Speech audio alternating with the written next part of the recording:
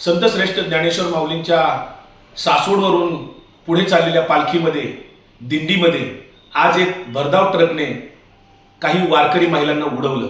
3 महिला जागीच मृत्युमुखी पडल्या। 3-4 महिला जबर जखमी असल्याची बातमी आहे।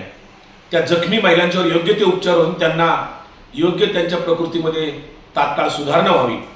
त्याचबरोबर मृत महिलांना मी श्रद्धांजली अर्पण करतो। शासनाच्या या बेफिकीर व्यवस्थेचा, पोलिसांच्या आणि स्थानिक प्रशासनाच्या बेफिकीर व्यवस्थेचा मी निषेध करतो। वारीमध्ये वारकऱ्यांची काळजी घ्यायची असते, अशा वेळेस असा ट्रक वारीमध्ये घुसू कसा शकला? पोलीस यंत्रणा काय करत होती? असा आमचा जाहीर सवाल आहे।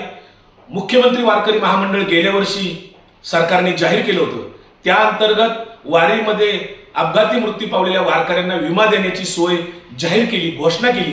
परंतु गेल्या वर्षी सुद्धा वारीमध्ये ज्या मृत वारकऱ्यांचा अपघात झाला त्या वारकऱ्यांच्या कुटुंबियांना अद्यापपर्यंत 1 वर्ष झालं अपघात विमा मिळालेला नाही।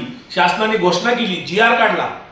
त्याच पद्धतीनं आता या ज्या काही वारीमध्ये अपघात झालेला आहे त्या मृत झालेल्या महिलांच्या कुटुंबियांना, त्याचबरोबर जखमी महिलांच्या कुटुंबियांना अपघात विमा तात्काळ 15 दिवसाच्या आत मिळाला पाहिजे। शासनाने तशी व्यवस्था करावी, अन्यथा शासनाच्या घोषणा ह्या केवळ पोकळ आहेत। झालेल्या दुरावस्थेचा आणि अव्यवस्थेचा आम्ही निषेध करतो।